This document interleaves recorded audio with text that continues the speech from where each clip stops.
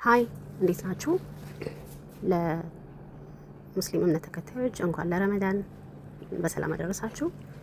ለክርስቲያኖች ደግሞ እንኳን ለአብይ ጾም አደረሳችሁ እያልኩኝ ለመጀመሪያው ቀን እንግዲህ የረመዳን ስራ ይህን ይመስላል። እኔ ጋር ዩት ጋይስ ዩት እንዴት ይዟችኋል? ጥግረራ የማዳም ቅመሞች እኔ ጋር ያለው ሁኔታ እንግዲህ ይህን ይመስላል። እንደምታዩት ነው ከሞላ ጎደል ብቻ እግዚአብሔር ይመስገን ነው የሚባለው።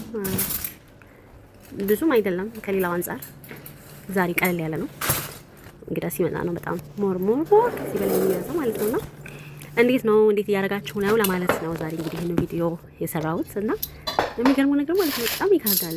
በተለይ ጾም ላይ ሆነና የክርስቲያን ጾም ላይ ሆነ እና እኔ ብለው ግን ማለት ነው እየጾምን ማለት ነው ይሄን ሁሉ ስራ እየሰራን እዛ ላይ የእነሱን አመል ጸባያቸውን ችለን ግን አይከብድም ወገን አይከብድም። እውነቴን ነው። እኔ ግን አይደል ግን ያው እየጾማችሁም ይህንን ስራም እየሰራችሁ የእነሱንም ጸባይ ችላችሁ የምትሰሩ ሰዎች በጣም አደንቃችኋለሁ። እውነት በጣም አድናቂያችሁ ነው። ቢኮዝ ያችንም ነው የሚገርማችሁ ለመጾም አስቤ ነበረ። ያው ክርስቲያን እንደመሆን መጠን ያው ኦርቶዶክስ እንደመሆን መጠን ለመጾም አስቤ ነበር፣ ግን አይሆንም። በተለይ እስከ 10 ሰዓት እስከ 11 ሰዓት እስከ 9 ሰዓት ነው የማይታሰብ ነው።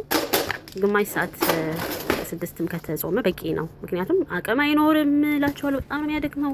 በዛ ላይ ያንጫንጫሉላ ማለት ነውና ኢቭን ከነሱ ጋር ስትጣሉ ነው የምትውሉት ማለት ነው። ከሰዎቹ ጋር የምሬ ነው። እና ምን ልላችሁ ነው ከባድ ነውና እየበላችሁ ኃጢአት አልገባን በእናንተ ነገር ግን ራሳችሁን እየጠበቃችሁ ማለት ነው። ራሳችሁን እየጠበቃችሁ ስሩ። ምክንያቱም በጣም ከባድ ነው። ለዛ ላይ ምንም አይነት እረፍት አይኖረውም ነው ቢዚ ነው የምትሆኑት በቃ። ምክንያቱም ከምግብ መስራት ወደ ምን በቃ አንዴ ሻይ፣ አንዴ ቡና፣ አንዴ ኬክ፣ አንዴ ምን ሲሉ በጣም ጣጣቸው ብዙ ነውና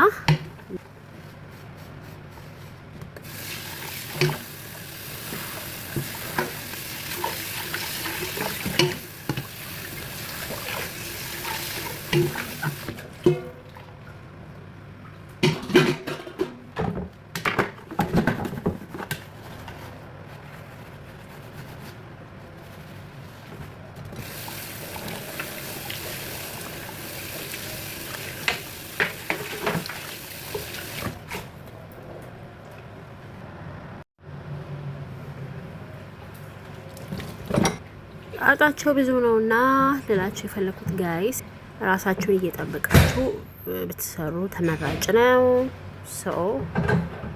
እንደዛ ለማለት ነው። በቂ እረፍትም ስለማይኖር ራሳችሁን ጠብቁ ጋይስ። በማንኛውም በሚቀጥለው ደግሞ ምግብ ስሰራ ምናምን ነገር ደግሞ ማሳያችሁ ይሆናል። የዛሬው እቃ አጠባ ነው